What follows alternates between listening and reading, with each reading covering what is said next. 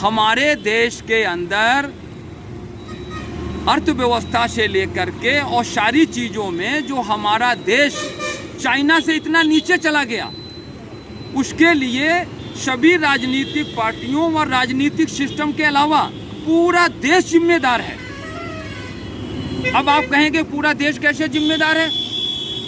हमारे देश के अंदर जिस जोड़े की, जिस परिवार की एक बच्चे को पालने की क्षमता नहीं है, वो लगातार बच्चे पैदा कर रहा है। ना उनको शुद्ध वातावरण मिल पा रहा है, ना उनको शुद्ध शिक्षा मिल पा रही है, ना ही उनको शुद्ध जिम्मेदारी मिल पा रही है। और वही लोग समाज के अंदर, हमारे देश के अंदर रेप, गैंग रेप या अन्य जो आपराधिक फील्ड में कदम रख रहे हैं। दूसरा, हमारे समाज को शिक्षा देने वाले लोग जो लाखों रुपए तनख्वाह लेते हैं और 20-25 हज़ार रुपए रिश्वत दे करके 25 दिन में 24 दिन अब्सेंट होते हैं और 1 दिन हाजिरी लगाते हैं। आप बताइए, देश के साथ गद्दारी नहीं करते हैं? हमारे देश के अंदर जो सरकारी विभागों में लोग कार्य करते हैं, वो इतनी बड़ी तनख्वाह लेते हैं और बिना रिश्वत बहुत बड़े पैमाने पर लोग काम नहीं करते। तो क्या देश के साथ गद्दारी नहीं है? हमारा व्यापारी आज हमारे देश के अंदर इतने बड़े पैमाने पर मिलावटखोरी हो रही है, जिसके कारण आम जनता के शरीर बर्बाद हो रहे हैं, हॉस्पिटलों में लाइन लगी हुई है। तो क्या ये लोग देश के साथ गद्दारी नहीं करते हैं?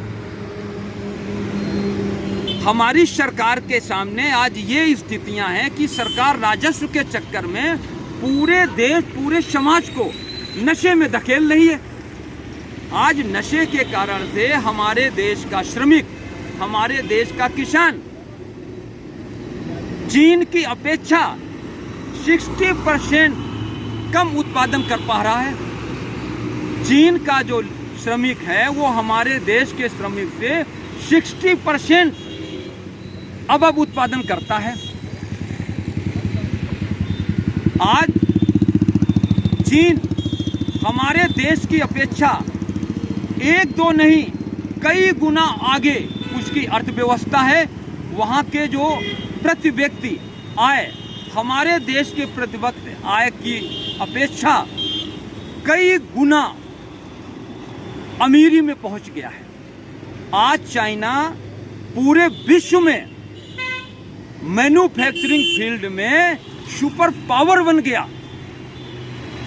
इंडिया के लोग चाइना के अंदर अपनी फैक्ट्री लगा रहे हैं। हमारे देश का व्यापारी सिस्टम बहुत बड़े पैमाने पर चीन के ऊपर निर्भर है। हमारे देश की सेना की तुलना में चाइना की सेना लगभग दुगनी है।